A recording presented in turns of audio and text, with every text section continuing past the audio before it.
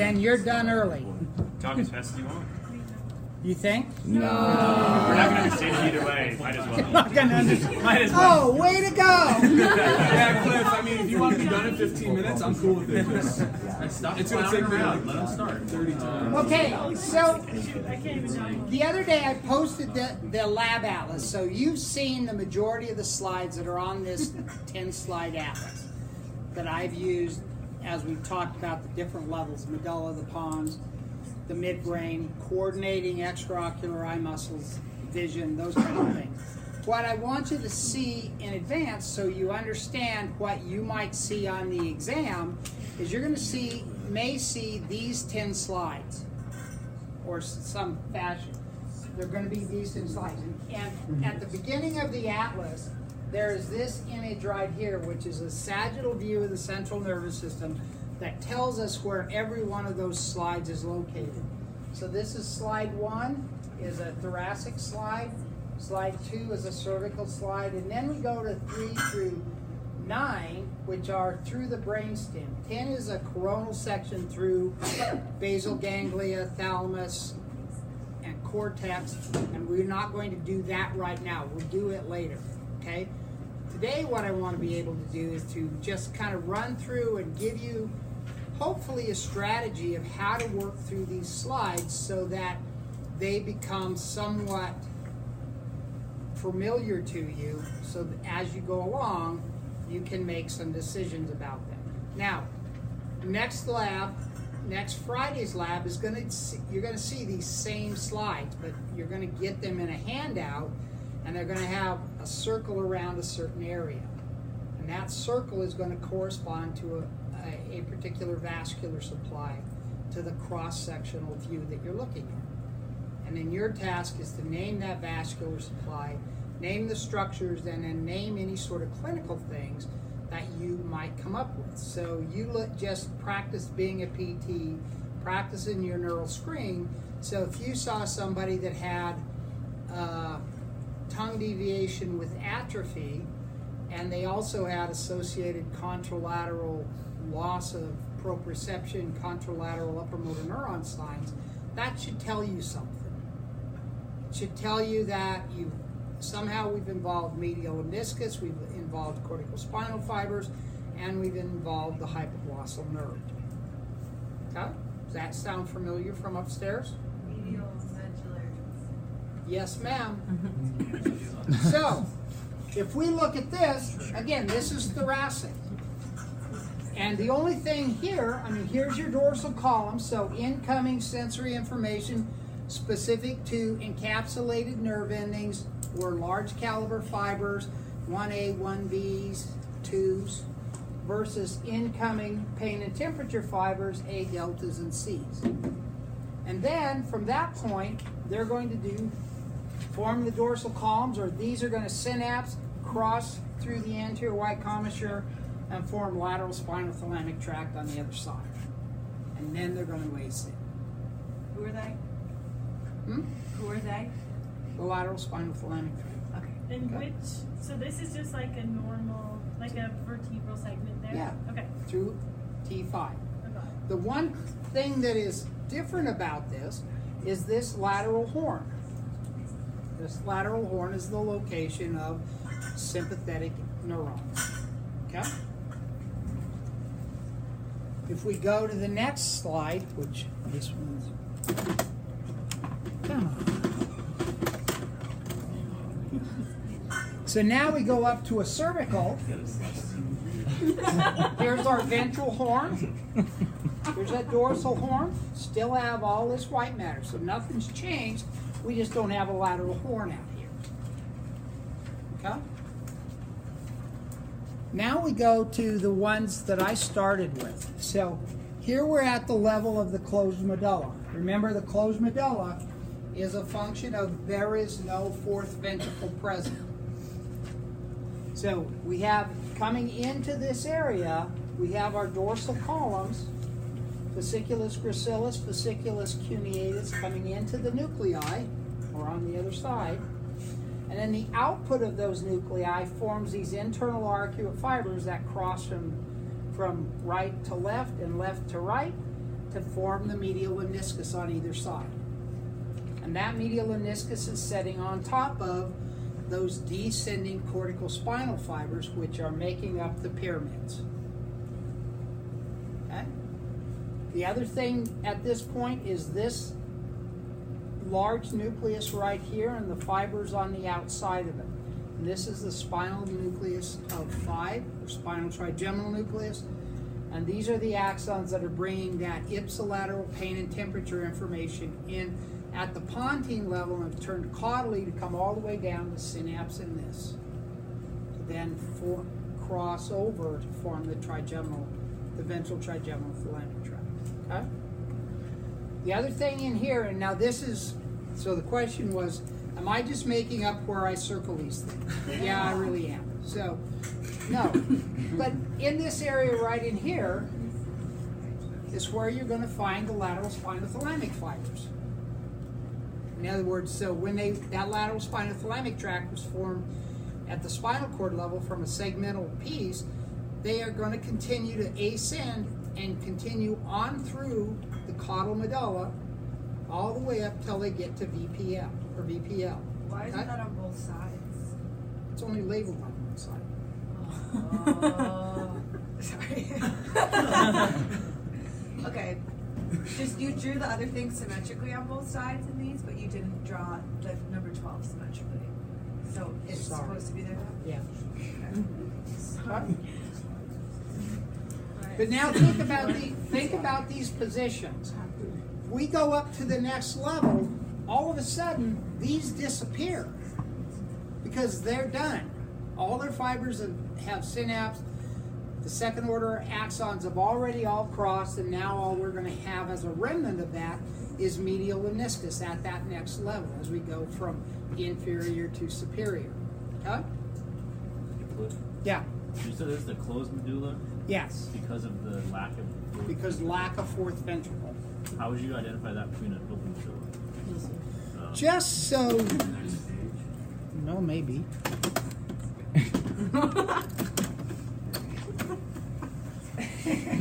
It just makes it tricky too. It looks like this. So here's the fourth ventricle here, and then it kind of looks, yeah, Darth Okay, Vader-ish. so now we're at the level of the grasshopper face. Yeah. Here's our fourth ventricle, lying between, setting on top of the medulla, underneath the cerebellum. For those of you that wrote the cerebellar papers, all these nuclei up here in the cerebellum are the deep cerebellar nuclei that you talked about in terms of efferents of the cerebellum. Okay? Now, if you notice, if we're on the top of the pons, the dorsal side of the pons, everything's disappeared that we saw in the previous one. In other words, we no longer have dorsal columns coming into nucleus gracilis cuneatus.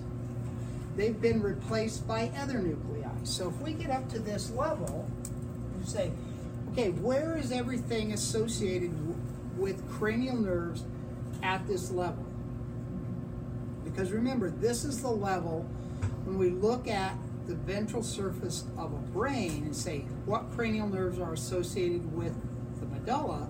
It's cranial nerves 8, 9, 10, and then we're going to skip 11 and go to 12. Because remember, 11 for our purposes is arising in the spinal cord, and even though it travels with the vagus nerve, it doesn't arise from the medulla. Okay?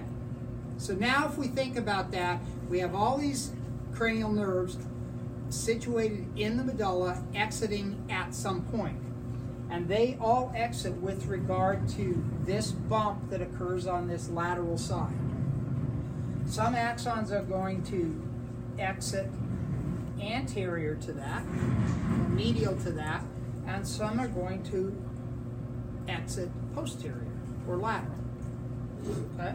So what are the nuclei in here that we want to be concerned with? Well, the first set of nuclei are these, which are associated with cranial nerve 8. So these are the cochlear nuclei. This is the place where all that incoming auditory information comes in and synapses. And it synapses in both of them. So it's from this point out into the periphery where damage has to occur for that individual to be deaf on that side. Once things synapse there and get into the system, then they're not deaf in either ear. They may have differences in how they hear it, but they're not deaf in either ear, okay? So those are cochlear nuclei. And then we come into here, and these are also 8. Those are different. Yes. This is the inferior and medial vestibular nuclei. So Which those, one? So I guess the one on the right is the medial? yeah. Okay. So the inferior, and it's the one you identify with all the little speckles in it. And then the medial is to the medial side. And then we have this nucleus right here. I'm sorry. Is the spinal vestibular nucleus the same as the Spinal, descending, and inferior are all or the same. Okay, sorry. Nope, not a problem. Okay? Now this nucleus here is associated with 10, the vagus. That's the dorsal motor nucleus of the vagus. And this is specific to being the parasympathetic part of the vagus. In other words, innervation of smooth and cardiac muscles in the abdomen and thorax. Okay? Can you give me the name of nucleus one more time? Dorsal motor nucleus of the vagus. Thank you. And then medial to that is the hypoglossal nucleus. Huh? So now we have a lot of the components of all of those cranial nerves. The only thing we don't have so far is the somatic side of cranial nerves 9 and 10. In other words, the somatic innervation to muscles of the pharynx and larynx, swallowing, speaking, that kind of stuff. And that nucleus, who hit the table, is right here. So that's also 10. That's nucleus ambiguous. And that's why I did it in dotted lines, is we don't really see it as an identifiable nucleus. But that's where all the alpha motor neurons are that are innervating the somatic muscles, the voluntary muscles for speaking and swallowing. Okay? It's right here. Okay? It's called nucleus ambiguous. Now, if we then look at that and say, okay, if we have all of these nuclei in here, these are new nuclei. What did we have that was from the previous slide? I already said that we have lost the dorsal column nuclei, but we still have the remnant of the continuation of the medial lemniscus. And that's this group of fibers right here. So this is MLF, or ML, sorry, medial lemniscus, which means it's carrying that proprioceptive discriminative touch information from the contralateral side of the body. And they're setting right on top of the pyramids down here, which are carrying corticospinal fibers that came from primary motor cortex but have yet to cross the midline. Okay? So they're ultimately going to end up innervating alpha motor neurons on the contralateral side of the spinal cord, which is going to affect motor activity contralateral side of the body. Okay? And running right next to them are the axons of the hypoglossal nerve, exiting anterior to the olive, right next to the pyramids. The olive? This is the olive, the bump. Okay? Okay. Look at this as kind of that olive floating in your martini. I wish. Okay? Medial medullary syndrome, if that whole region is damaged. What Okay? tracks coming through there again? These are the axons of cranial nerve 12. Okay? Now, cranial nerves 9 and 10, all of those axons are coming out this way. And most of them are going out, but remember, we also have incoming sensory information for the oral pharynx and for the viscera. So we've got afferent and efferent pieces coming into and out of the open medulla at that place lateral to or posterior to the olive. Okay. Yeah? The axons coming out right there are from cranial nerve 9 and 10. Yes. But cranial nerve 9's nuclei is not at this level. It is specific to nucleus ambiguous. The somatic part of it is in nucleus ambiguous. Okay. The sensory parts of it synapse in a number of different nuclei in here. The one identified in your piece is this solitary nucleus right here. That's kind of a relay nucleus for visceral reflexes. Okay? Now, Which is cranial nerve 9. or 10. Pressure receptors, baroreceptors, carotid body, carotid sinus reflex, pressure receptors in the gut, all of those things all come into that. Okay? Now, the other piece in here that's a little bit more difficult to see is this area right in here, which is the spinal trigeminal nucleus. So we saw it in that previous section. We see it at this level. So this is, that nucleus, remember, extends from where the trigeminal nerve enters the brainstem at the upper pons and extends all the way down to the spinal cord level. And it's this nucleus that's relaying ipsilateral pain and temperature from the face to the contralateral side to then ascend in the ventral trigeminal thalamic tract. Ian.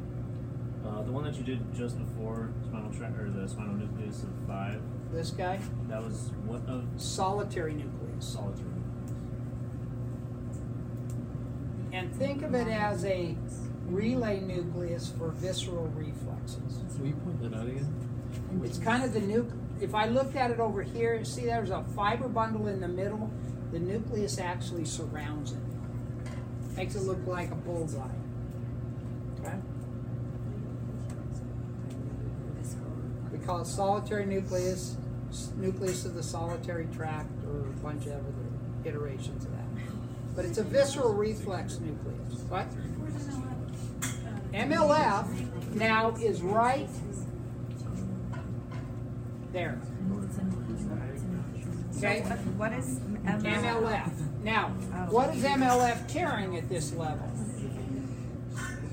It's carrying information specific to descending vestibular information to the cervical cord. Will you repeat that one more time? So MLF at this level is carrying descending information from the vestibular system to the cervical cord. Okay? And after Monday, that will make more sense. What's this stain indicating?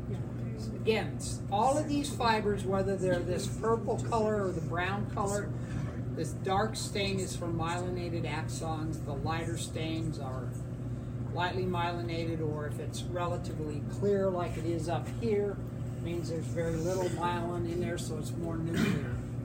Okay, cell bodies. All right? Could you explain one more time the trigeminal nerve, the 5?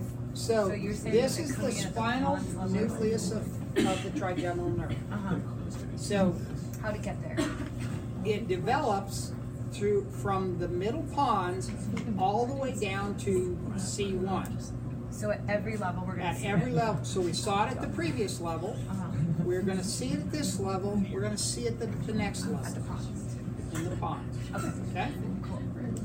So that's not a really good one for diagnostics then, because it's Well, not so sure. many levels. If something damaged this in here, then we're not going to be able to take that incoming primary axon, synapse, and then form ventral trigeminal thalamic tract. So we're going to have ipsilateral loss of pain and temperature to the face. Yeah, but whether that occurred like at the pons or at this Right, level, it's of not the going to. medulla, they can't tell us the level No. as well. Okay. No, it's not going to tell you the level. So the level of it's going to be the fact that you're going to damage this along with nucleus ambiguous, and now you're going to have problems with swallowing and speaking. So just real quick, sometimes nuclei are a little like flatter and are more just in one level, and sometimes they're more like cylinders. Elongated, yes. And they're in multiple levels. So, and it varies depending on the cranial nerve Correct. or the nucleus. Okay, thank you. I have a question about that because I thought with like pain and like nociception of the face that it did cross like in the medulla, like in the lower. It does. medulla. Okay. So if we damage this, then these axons that are coming in can't go ahead and synapse and cross. Yeah. So, but because it's at every level, that's why it's not diagnostic though, even though Right. nociception crosses So if in you the lower damaged level. it up at the pontine level, you still can't get it down to where those pain fibers are. Yeah, I guess sorry. Makes sense. It actually has a little bit more topography to it than that. Yeah. We're just going to say it's damaged, it's gone. Okay.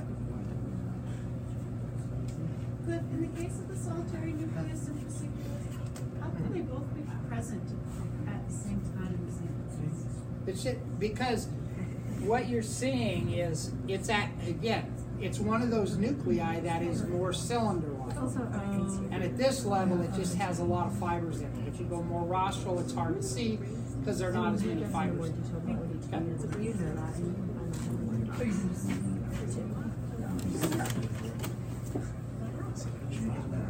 Okay, so now we go up to this level, and if we think about it, what do we still have at this level that we had at the previous level? So let's think about that. We still have corticospinal fibers. Okay? We still have medial lemniscus. So now why is medial lemniscus like that shape? Okay, so here's my take on it. Oh my gosh. I'm ready for that. So here's my take. Here's you got this little guy standing here, and he's bracing his feet against the olive. And then we remove the olive, And he falls over. and he slides down. Okay. I'm sorry, what is Darth Vader again? Can you show me the Which animation of level sliding are we down? at? No, You're at the caudal pons. Caudal pons. this is caudal pons. Okay? So we still have it, but it totally moved. So here's spinal lemniscus. Spinal lemniscus is a little bit more inclusive term that encompasses lateral spinothalamic tract, which is the most specific part of our pain pathways. Also has anterior spinothalamic and probably still has some of the other pieces, spinal reticular, those kinds of pathways in it. But for our purposes, if you label it spinal lemniscus, fine. Spinothalamic, lateral spinothalamic, fine. Okay? And then lateral to that, we now have another part of this lemniscus system called the lateral lemniscus. And that's the axons that came from the cochlear nuclei. So that's auditory information. It's bilateral at this point. Lateral lemniscus. Lateral lemniscus. Okay? Is there another word for that? No. And we still have, right in here, we still have 5. The spinal nucleus of 5. Now it's just moved over there. So it's right up here. So we still have the medial and the spinal lemniscus. The spinal and they both moved. Yeah. But the lateral lemniscus is a new thing. It's a new thing. Okay? And we still have up in here, we still have the vestibular nuclei, but now we've come up to this, to now where we have lateral and medial. Or, depends on, or superior. Okay? But that was lateral medial what? Vestibular nuclei. Okay? So what do we have new then? If we have all these things that were from previous sections, what do we have new? At this point we have the motor nucleus of 7 and the motor nucleus of 6 and PPRF.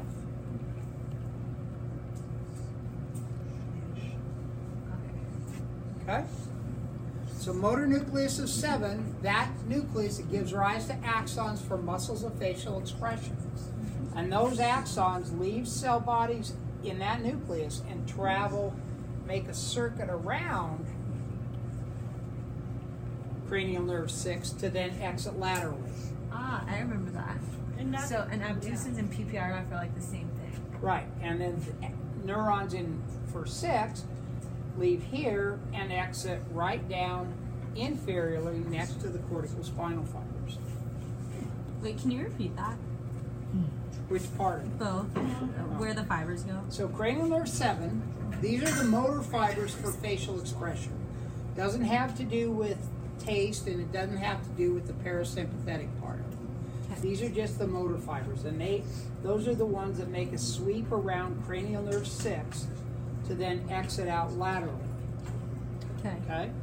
The axons from cranial nerve 6 that are going to innervate lateral rectus cross this direction and exit on the anterior surface of the pons. Okay. Okay? Now, the other piece in here, right next to 6, is MLF. So remember, MLF is where all those fibers that are coordinating the movement of those, or activation of those particular nuclei, specific to horizontal movement, which we talked about, as well as vertical movement, which we didn't talk about. Okay? Now, this area down in here surrounding the cortical spinal fibers, all this clear area, if I kind of made kind of this imaginary line like this, everything below that line is referred to as the ventral pons. And all that clear area, or that nuclear area surrounding the cortical spinal fibers, are referred to as pontine nuclei. So all of the clear areas down here, so this is the ventral pons down here. This above it is referred to as, let me do it like this. This is referred to as the tegmentum of the pons. Ah, that's the tegmentum. Yeah. Okay. Yeah, And this is everything like below it, everything below it is the ventral pons. And all the clear area are pontine nuclei that are receiving input, afferents, from all parts of the cortex. And it divides it into 13 nuclei. You can see those, can't you? Yeah, all. Good. Is that I see ventral pons the the same as orange. basis pontus? Yeah, same as basis pontus. Wait, which is ventral pons? Ventral pons is same as basis pontus. Why are there so many names for things? I don't know. See, everybody tries to make them simpler and simpler and simpler, and then you get some little fart like me that then goes back and uses the old term. Okay? Fart? All right, so now keep in mind what we have here. You should just leave it, then change slides. So, no, because they're not even size-wise, they don't work. So that'd be great no, if they because worked. every time you change Have you slides, seen the every next nucleus slide? is in a new spot somehow. How? This is so much fun. I've never had a better time. Alright. All right. Liv, how do people actually figure this out? Going back and forth and back and forth. What I imagine a crab I have this in a lab. You know, and it's like crying. All right. Yeah. Do you have some sort of resource, like you've got this it's like a 3D and it goes Oh my god, that's good. Yeah, the acid, back part of the acid. No, not Have a that. survey. No. Of the slides? Well, this does it, not what you're asking, but the atlas, the Nolte atlas that's required for this Okay. class that nobody bought. The green one? Yeah, True. that one has these in it, okay? But not like a digital, so you can kind of like almost like a camera through No. and see how it progresses. No, wouldn't that be cool? So now we're at a higher level in the pons. So what do we still have at this level that we had at the previous level? The ventricle. We have the ventricle. Okay? Nailed it. Well, good. We're done. That's where the We have corticospinal fibers. Where? All these axons that are kind of cut like this or going like this. All these. Did you know you'd be doing this with your life when you were younger? Okay, because I heard upstairs that you used to have to do 100 slides of this. Yeah. You know all 100. Guys, keep using Wow. those too. Cliff, it's incredible. So then if we want to divide this slide into the ventral pons and the tegmentum, what we're going to do is we're going to draw right underneath the lemniscus system, like that. And now we have ventral pons or basis pontus, and we have the tegmentum. Again, all the clear areas, pontine nuclei, and all the axons that look like they're traveling sideways are from those nuclei that are ultimately going to form the middle cerebellar peduncle. So if we're going to do that one more time. The black is the axons. Black is axons. And if we look in the ventral Myelinated. pons, we see some axons that, because of the clumpingness, represent axons that are traveling in and out of that level. So if clumpy, Those are corticospinal fibers. They're moving. Then we look at these fibers that are running transversely, They're crossing. and these are the crossing fibers that originate in a pontine nucleus and then ultimately cross the midline to form the middle cerebellar peduncle. which But is the pontine nucleus is in the Ventral pons, what's it also called? basis pontus, Basis pons or basal pons. or basal pons. Nice. One of the base of the base of the What's the tangential? Tegmentum. What's that? Form the middle cerebellar peduncle. There's two halves. So where is that? The This is segmental is not about the basal pons. 5/8 of the way up the That's the other part pons. of the pontus. Okay, so this So the peduncle dorsal is not pons is here. the tegmental. Yeah. Ventral is That's the peduncle. Okay, now if we go up to the tegmentum, so now we're at the tegmentum, and here we have our limniscal system. Medial limniscus, spinal limniscus, lateral limniscus. And if we came out here laterally, what was our trigeminal nucleus that we had? In the three Spinal previous tract of 5. pictures, I don't know. the spinal nucleus of 5. Well, guess what? This is the level that everything comes in at, and we don't have that yet. It's forming more inferiorly. What we do have is the motor nucleus of the trigeminal nerve and the main sensory nucleus. And we have Very the mesencephalic nucleus. They're all together. So now we have the other three nuclei associated with the trigeminal nerve. Mesencephalic is going to continue on up into the midbrain. That's why it's called that. Motor nucleus is innervating muscles of mastication. Main sensory nucleus is the nucleus that is then relaying not pain and temperature information, but the discriminative touch information specific to the face. Okay? Wait, mesencephalic does what? Proprioception. Proprioception. Okay. So the 5 that we saw on all the other slides is coming up, and then it synapses on all of those. No. Oh. The axons for that come in, all the axons come in here or exit here. If it's sensory, they come in. If they're motor, they're going out. They're all entering at this level of the pons. You see it on the external surface of the pons in the brains. It's just a chunk of fibers. Okay. So everything comes in here. The pain and temperature then turns and goes down Brian's gonna make to the spinal nucleus. I'll put it on Okay. YouTube and then These send the link. synapse Otherwise, it'll never directly get on. don't travel anywhere. It never Yeah. will. So the fact that the slide that we have is flipped from this doesn't matter. No, it's because You'll have to put it on somehow shared these link. have gotten flipped in here. Doesn't matter. I'll try to put them all in the right register, okay? So that they're according to, But it's the same. yeah, just saying. But he doesn't know you're supposed to. Okay? I'll tell him. Oh, I didn't know. Now, here is MLF. So it's still containing those axons that some of them came from PPRF, some of them came from the abducens nucleus to then ascend up to the oculomotor complex to then work in controlling that conjugate gaze. Okay? And then on Monday, when Drew talks about the vestibular system, those fibers that are doing that specific to the vestibulo-ocular reflex are traveling in that same little pathway. Okay? So is there a difference between the MLF, like what it does here at this level specifically, versus the previous level? It's not here. No, it is. So there's a little bit of a difference from what's happening in the medulla, especially in the caudal medulla, versus at the medulla, at the rostral medulla and going up.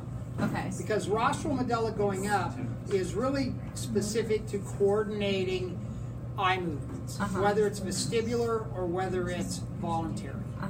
But going inferior from the medulla down, that's more spinal cord circuitry.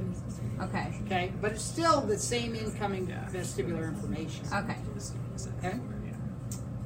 But so MLF here, as in the rostral medulla, relatively do the same thing. Yeah. Okay.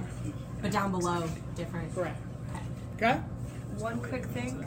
On the sheet, it says that the superior vestibular nucleus is here as well. Oh yeah. So so here's the wall of the lateral ventricle.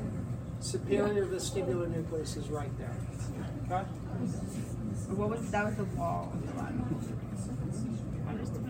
Or fourth ventricle, not lateral ventricle. And just to be totally clear, even though it doesn't look like it, this is like symmetrical, like everything's happening on both sides. Yes. Okay. So if you had like a lesion in one of these and you had a slide of it, what would it look like? Like all white or all black? A little ghost. Or nothing. like a real slide, a Yeah. real histological slide, it'd be, depending on the timing from when it happened, if it's a long way down the line, it'll be white. Okay. If it's recently, and depending on what they stained it with, it may be black, because they're looking for degenerating axons, and there's a silver stain specific to degenerating axons. Did you say that was superior colliculus or nucleus? Superior vestibular nucleus. Vestibular. Okay, so now we're going to make a jump. So notice where the pons is, the ventral pons, where all those corticospinal fibers are, and now we're going to jump up to this level, and now we're at the level of the inferior colliculus. So the inferior colliculus is in the auditory pathway. It's just a relay nucleus in the auditory pathway. But we can start off with all the structures that we had in the previous slide. We're just following those structures on to a higher level. So all of this is corticospinal and corticobulbar fibers. That's the cerebral peduncle. Notice how it's now just a real solid bundle. When we were down in the pons, it was all broken up because it had to make its way through all of those nuclei. Okay? We still have a lemniscal system. It just happens to have changed its position to look like that. We have medial lemniscus, we have spinal lemniscus, and we have lateral lemniscus. Auditory information going into the inferior colliculus. Just a relay nucleus in the auditory. Okay? Wait, those all have to do with Was that cerebrospinal and cerebrobulbar? Corticospinal, corticobulbar. Oh, yeah. Was that, are they like mixed together, or are they in different? So are they if I separated? if I divided this into this and then did this, this is corticopontine. So some fibers leaving the cortex go into the pons, so those nuclei.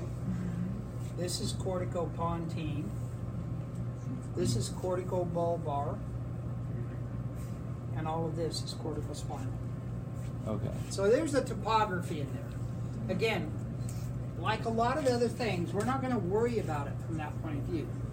If we damage the cerebral peduncles, which is what this whole structure is called, we're just going to say it from the point of view, we've lost corticospinal corticobulbar fibers, and we're not worried about whether we're frontopontine and all the other pontines and corticobulbar and corticospinal, that orientation.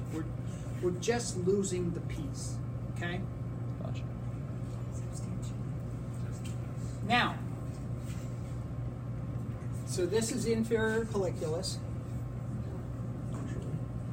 and then this is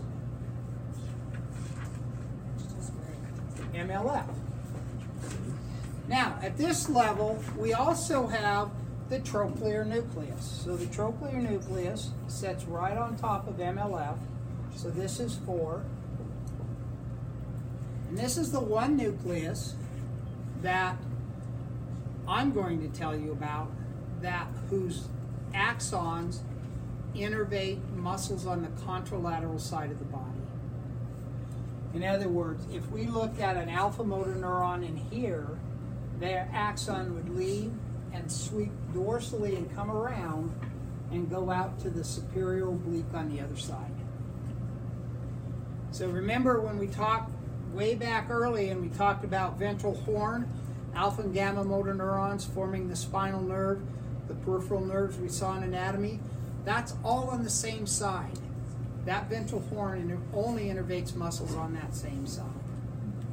Same thing goes with the motor nuclei of all the other cranial nerves, except this one. Okay?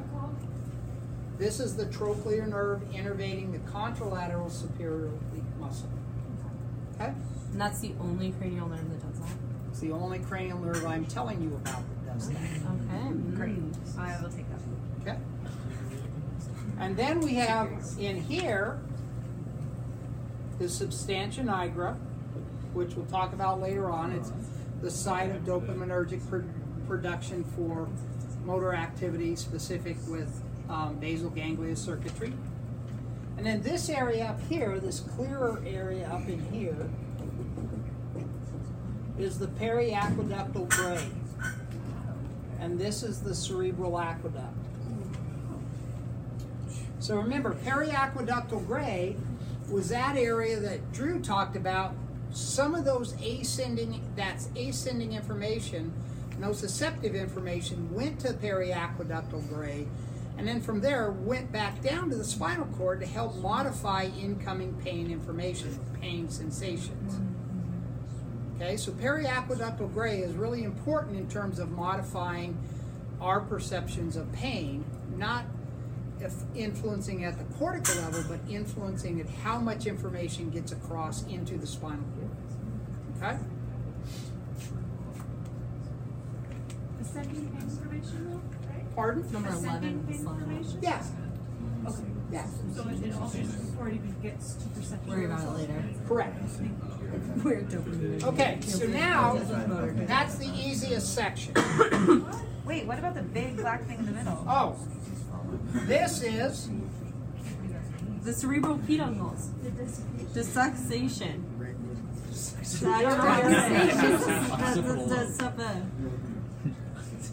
looking like none of the above. superior cerebellar peduncle. And it's crossing at this level. So the word is decussation, not desiccation. It's not drawing out.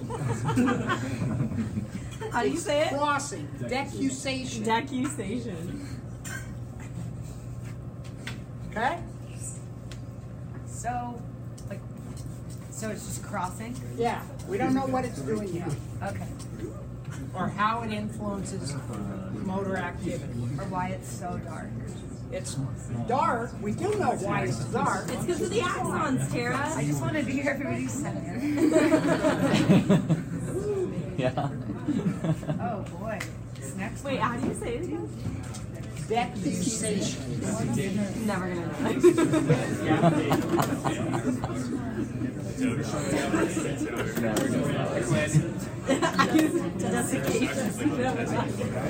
Isn't that where your corticospinal tract crosses? It's just working across. That pyramidal decussation, they cross. That's not it. Not the superior. No. Duh, it's not the superior. So now we're at the level of the superior colliculus. But not the cross. No, this is older than us. So now that we're at this level, what do we still have? We still have corticospinal, corticobulbar fibers. We still have substantia nigra. We still have medial lemniscus and spinal lemniscus. We don't have lateral anymore because it ended in the inferior colliculus. Why is the medial lateral? What? Why is the medial? I just wrote it that way. I shouldn't do Black ink on a black heart. that. Okay. So it's a heart and Now. medial. So now we're at the level of the superior colliculus. So this is the superior colliculus. The superior colliculus is used two ways. One is, you look at it exterior, it's the bumps on the back of the midbrain. It's also a specific nucleus. So this whole structure under here has a very specific organization. We talked about it with respect to information coming in there that ultimately gets down to PPRF to help with horizontal conjugate gaze. Superior colliculus. Superior colliculus is also the origin of our tectospinal fibers that give us reflexive turning towards a sound or a light or something. Okay? We still have, in here, we still have periaqueductal gray. What else do we have that's now new? Here we have the optic tract. The dentata rubrothalamic. Oh yeah. Explain that to me. Number 11. Okay, we have the optic tract. That's information coming in now that's concerned only with the contralateral visual field. Remember, at this point, it contains axons from the ipsilateral temporal retina, contralateral nasal retina. In other words, contralateral visual field. Okay? And they end in the lateral geniculate nucleus. And then next to it is the medial geniculate nucleus. And setting above it, in this sort of large chunk of a bomb cyclone, is the pulvinar. Pulvinar. Duh. And it is just a nucleus of the thalamus. Yeah. Where does that genicular, like, what's the root of that work? Because we have geniculars in like our knees and our legs, and now we have them in our brain too. Bend. It's what? It's what? Knee. It means knee. Oh, it means knee. Great Oh, okay. Look, it looks like a knee. Makes sense, all right. What? Never mind. Lateral medial geniculate. Like, do you see Now, all of this, pulvinar plus MGN plus LGN, is all the caudal part of the thalamus. Sure. Okay? Wait, so we're at the thalamus level now. We're at the level of the superior colliculus with the thalamus kind of pushing Hovering back over. around it. Okay. Okay? So, okay. So, would you say the medial and lateral geniculi are in the thalamus or Yes, in the? very much. Okay. So who's not? This is not. All I of was this, gonna draw all of the a line. rest of this is not. Okay. Okay. This is like. Wait, what are the medial and lateral geniculate nucleus? What do they do? Medial geniculate, relays auditory information to primary auditory cortex. So auditory. Yeah. Lateral geniculate relays information to primary visual cortex. Okay. Okay. Ian? You said those three are the caudal part of the thalamus, or Yes. hypothalamus? Caudal part of the thalamus. Okay? Now, this structure right in here is the red nucleus, and it is a relay nucleus that does a number of different things. It's involved in cerebellar circuitry. It's also involved, gives rise to something called the cerebrospinal tract that is involved in upper motor activity, or upper limb motor activity. So flexors of our upper extremities, more distally than proximally. What else did it do before that? It's a relay nucleus in terms of cerebellar output. When you say tecto, would you mind explaining what tecto is? Tectum means roof. Okay. And so anything above the cerebral aqueduct is the tectum. Oh, So inferior colliculus is in the tectum, superior colliculus is in the tectum. So tectospinal fibers arise from nuclei in the tectum. so is anything above the cerebral? I forgot what you said. Aqueduct. So remember, this little hole right here is carrying cerebrospinal fluid from the third ventricle down towards the fourth ventricle. So we're not at the tecto level yet. Yeah, We this is still- the tectum. Everything up here is tectum. Wait, but isn't the heart in the middle of the pag, the cerebral aqueduct? This is the cerebral aqueduct. So we're not above it yet. We're at it. We're above it. Above it. Cliff, you're out of the body that way. No. So if I go Isn't this a top-down view? Oh, you mean like anterior? from here to here, this is posterior. You mean posterior? Yeah. Everything from this imaginary line up to this bump. That's the Oh. tectum. You don't mean superiorly in the body. No. And we're not having some outer body experience.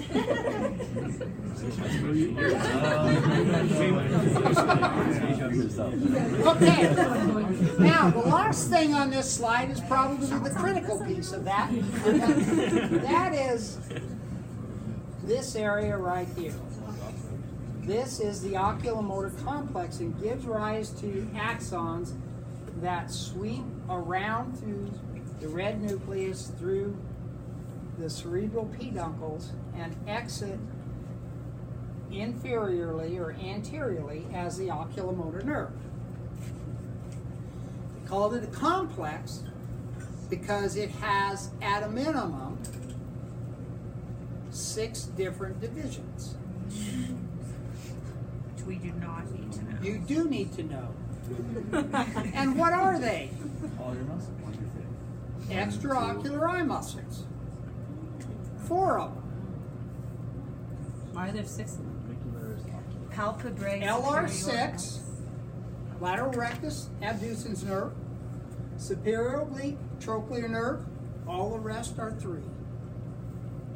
Medial rectus, inferior rectus, superior rectus, and inferior oblique. 4 muscles.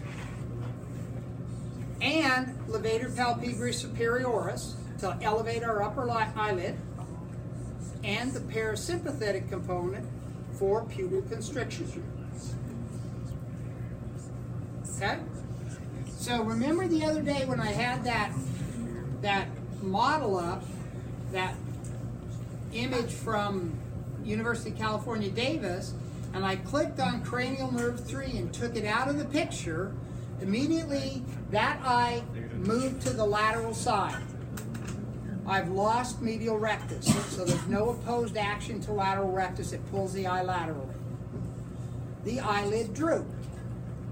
No levator palpebrae superioris, so the eyelid falls. And the pupil was dilated.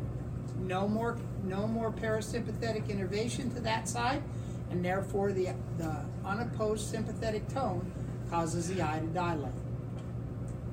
All of that is involved in that. Okay? Could you 4 extraocular eye muscles, levator palpebrae superioris, parasympathetic. Okay? So, if you think about it and you have somebody that has a stroke in this region, and we lose oculomotor complex and we lose cerebral peduncles, what are we going to have? We're going to have somebody that has on that side of damage the apparent appearance of the eye pushing laterally, a blown pupil, and a droopy eyelid. But they're also going to exhibit, because of the cerebral peduncle involvement, contralateral upper motor neuron signs. Because these fibers have yet to cross to the other side. They have to get all the way to the other end of the medulla before they cross in the pyramidal decussation to get to the contralateral spinal cord. What did you say that'd be a stroke of? Or well, that's a good question. What will that be a stroke of? That's our exercise next Friday. Is you're going to get these same slides, not with all the dark lines on them, but with a green line around a certain area.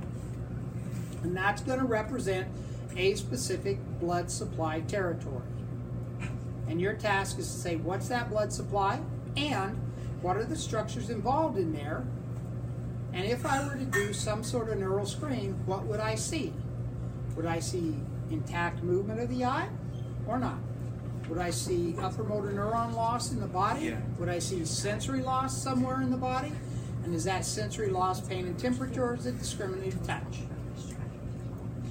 And then it's going to include some structures that we haven't talked about of function yet.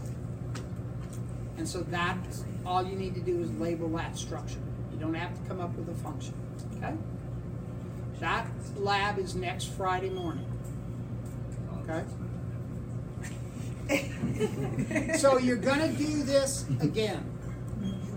Okay? Yeah, so we should start I know.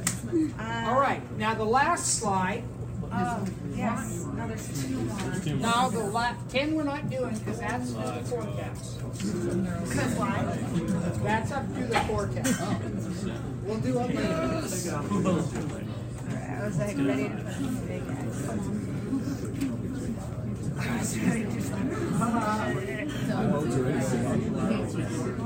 Dude, I'm trying. I was gonna say you're so float. Come on. Oh, I like this. Is my favorite.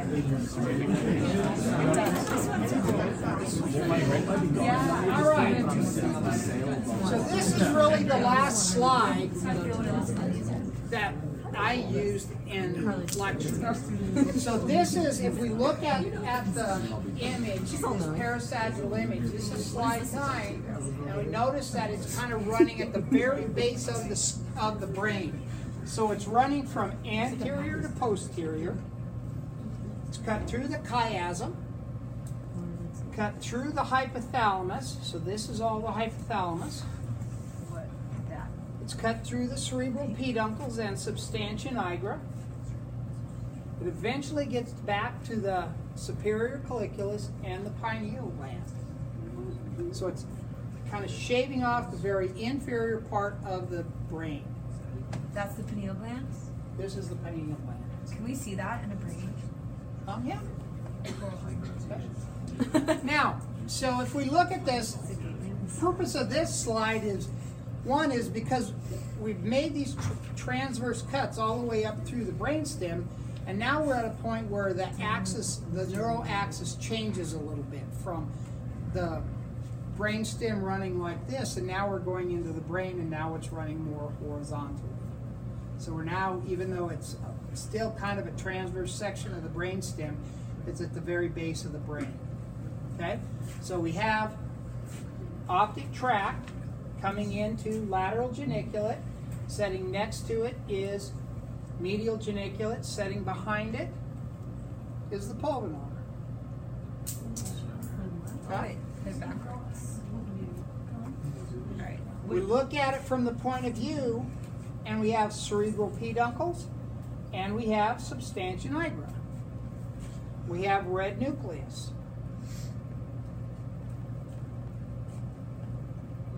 We have periaqueductal gray, Here's our cerebral aqueduct right here, and here's our oculomotor complex. Okay? The yellow Kind of, or the yeah, this, or the red next to it. well, the yellow and the red right here. Okay? This whole thing. So now when you look at this slide and you say, okay, what can I, how do I want to look at this versus the other ones? Let's think about this. If I then did this and said, damage to that would result in what visual field deficit? Contralateral. Contralateral. Because that's Sure. after it crosses. I don't know what time of brain that is originally. So we're caudal to the optic chiasm. So it's going to be your left visual field. It's both eyes, right?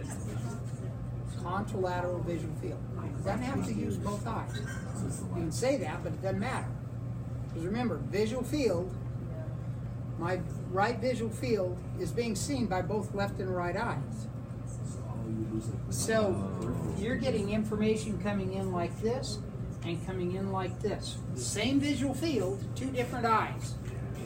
So you're getting contralateral visual hemifield loss. Contralateral visual. So you Loss would, of half the visual field. Right. On one That's the side. peripheral. On the opposite side. That's the example you give in class, right? Correct. Wait, how do you know if that But is wouldn't you also middle, have it- medial or the lateral part that is gone? you would also have Remember, the temporal axons stay ipsilateral. Temporal axons out here are seeing my contralateral visual field. Nasal axons here, contralateral visual field. Okay?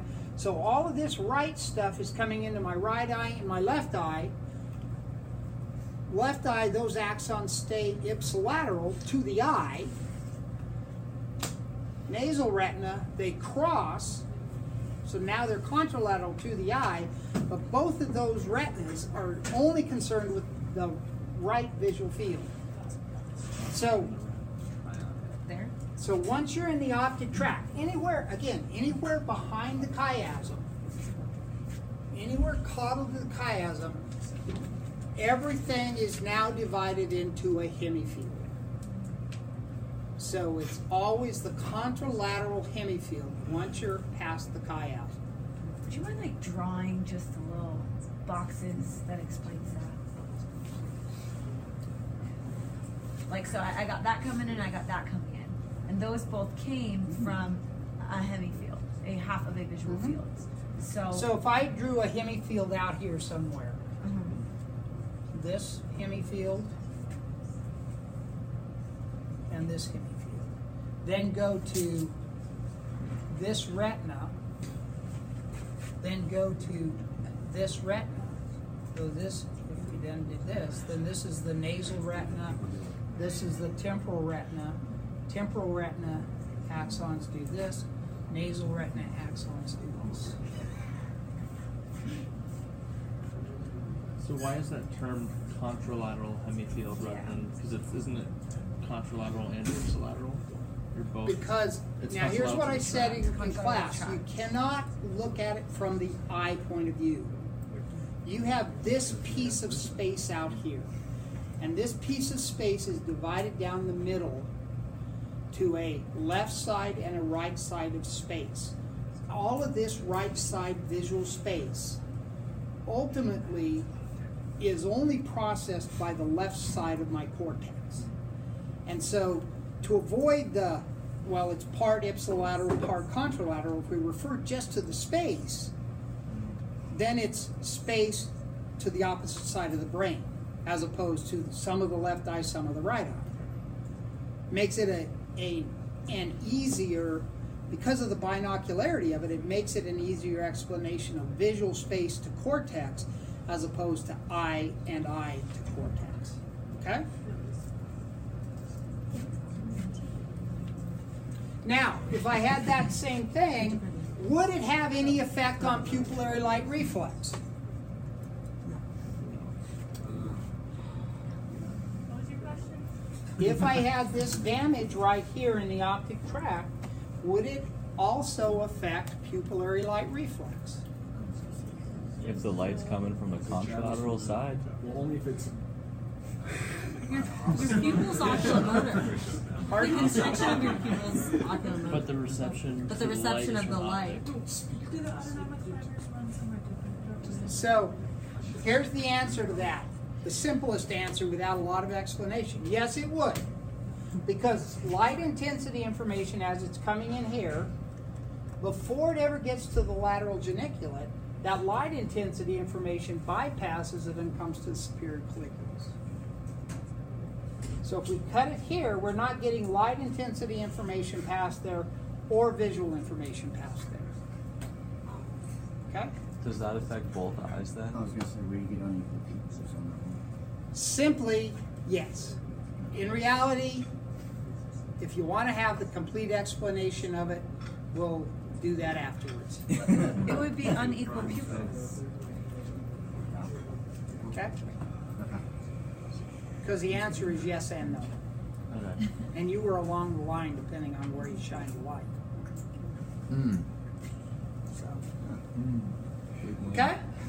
So that's the whole idea of this lab. These slides will be on a table.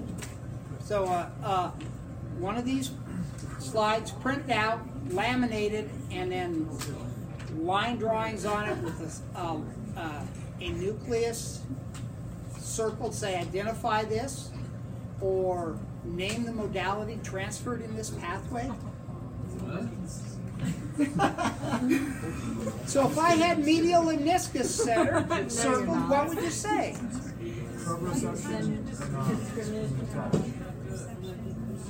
Be specific. Contralateral body. Remember, medial lemniscus is representing information that came in on the other side of the body. Okay?